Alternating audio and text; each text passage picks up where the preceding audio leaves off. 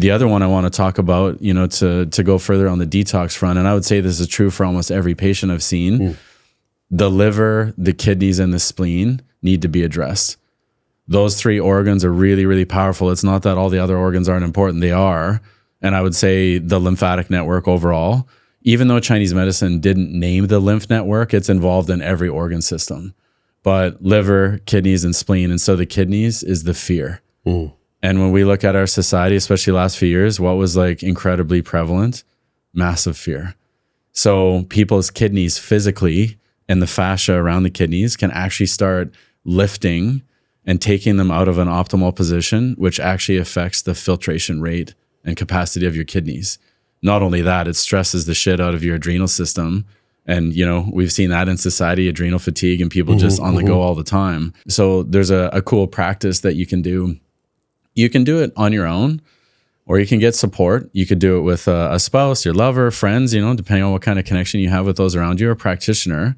The kidneys, after a little while, really appreciate physical support. So you can have somebody just laying on a couch, laying on a treatment table, and you literally just put your hands under, obviously with consent and good communication of what's going on.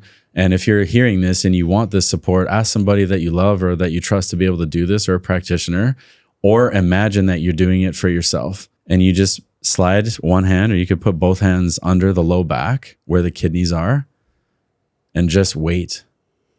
And it might take a minute, it might take 5, 10, sometimes 20 or 30 minutes, but you'll start to feel that energy just melt if you're holding space well, without agendas, without expectations, without thinking that you're a healer or I don't even think of myself that way, really. I'm a human being that's just holding up to show space for people.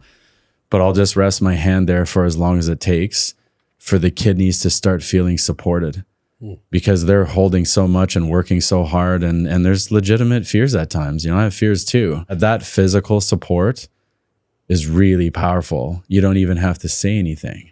Just hold your hand for as long as it takes for the kidneys to like, oh man, they just let go a little bit. Oh, you mean they're being held now? They don't have to hold everything? What do the kidneys do when they start to feel held? They start to relax. What does the adrenal system do? It starts to come out of fight or flight. It starts to come out of the sympathetic mode. We start to breathe more deeply, and you can get that person. You could just say, hey, try and breathe into my hand a little bit. Breathe more deeply.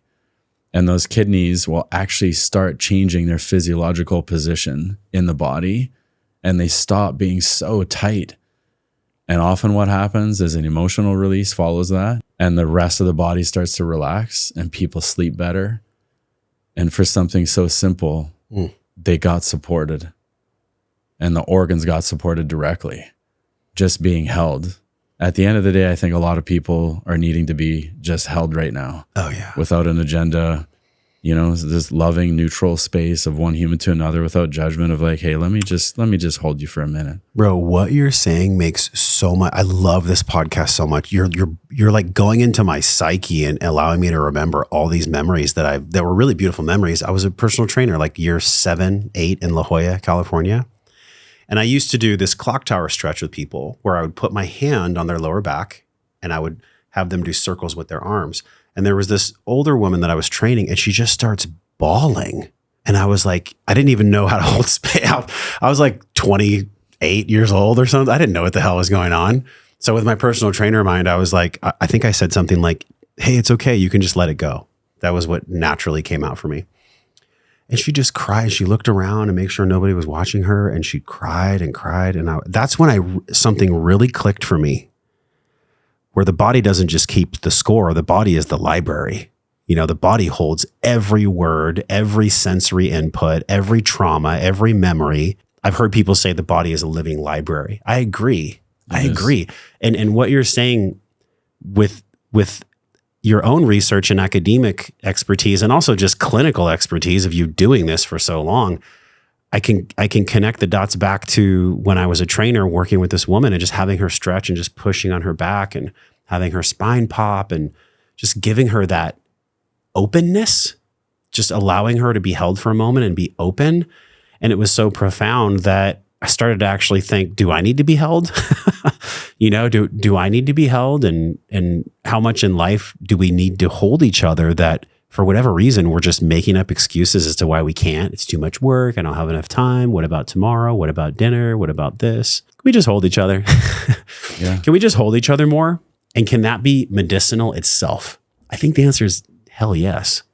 It might be one of the most medicinal things, to be held in a safe way, in a safe container. And for those of you, you know, I'm feeling your audience right now that might feel really alone, and they might say, I don't have anybody to hold me right now. And I can feel the emotion at times where I felt that way. Mm-hmm. And you can meet yourself too. You know, we need others. But if this is you right now and you're sitting in the chair listening, you're laying, just make yourself comfortable and imagine that the 5 or maybe 10 or 20-year older version of yourself shows up and says, hey, I got you. I'll hold you. And just envision yourself coming to step in and put your hands on your low back and breathe into that. And I like doing this as a practice for myself when I've been in those moments, but also for that wisdom, because that 20-year-old version of Kev, he's been through more than me, and he's got even more answers than I do. And so I might ask him in a scenario like that, hey, you got any other advice for me right now with this thing I'm moving through or this thing I'm struggling with? What do you think?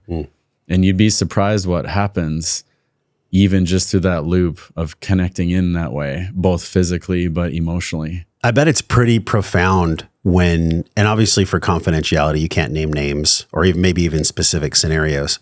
When you have somebody that gets held for the very first time in a long time, and they also get the medicinal support from, you know, the anatomy and the supplements, like when you're really healing a person from all sides, the transformation that you must see must bring you to tears sometimes. I mean, it's got to be so good, so nourishing for you as the practitioner to see it happen in real time. What's that like? What's that like for you? It is, yeah, some of the most like satisfying, gratifying work I can imagine. Even just one person, you know, and I'm doing big events these days and retreats and things too. And seeing a person transform in front of you in real time, or, you know, maybe we've been doing treatment for a little while and they come back and sometimes I don't even recognize them. They look 10 years younger. They quit their job. They got a new job and they have like a lightness in their being and they have color back in their face and their eyes have that fire back again. And they sit down and we look at each other and I'll say, okay, how are you doing? And sometimes they just start crying or the biggest grin, and I'll cry too. And I'm like, okay, you don't even need to give it words. I can see that you are a different person now. And the way they walk in the room and the way they carry themselves and the way they start communicating and speaking. I don't know if there's anything better as a practitioner to be able to just witness that like how grateful I am that I've been on this path of, you know, healing, you know, for myself and many, many people. And, you know, you can't help but just want to share that with others. See, this is what's different about you than compared to the traditional Western doc. And I'm not here to shit on Western docs. If I break a leg, I need to go to the hospital, or, you know, there's a time and a place for Western. So I'm not here to say it's all bad, but they get like 3 minutes with a patient, 6 minutes or something. And then they have to move on and put in insurance codes, and that's how they get paid. That's how they support their family. So I have huge compassion for the stress load that they go through. Many doctors are super sick. Western docs, very, very sick people. But I always ask myself, whenever I get advice or care or support from someone, do I want what they have? Do I want the body they have? Do I want the life they have? We were talking about this at the table today. Do I want whatever the person has imbued their life with? Because otherwise, if they're a great doctor, but they're unhealthy and their wife hates them and their kids don't want to spend time with them, that's going to infuse into their care for me. So I think we all get to be really selective and really careful, really aware of who we're choosing to be our practitioner. Do I want their life? Do they have pictures of their family, you know, in their office? Are they a loving person? Does their staff like them? Everything feeds into everything else. And what's different about you that I really love and respect, man, is that you do the work. You do the work because you know, on some level, I'm sure, or maybe on every level, that goes into your patients, that goes into your people that you meet in your in-person events. Whoa. So you love that episode? You'll love the one on the screen. Click it and enjoy.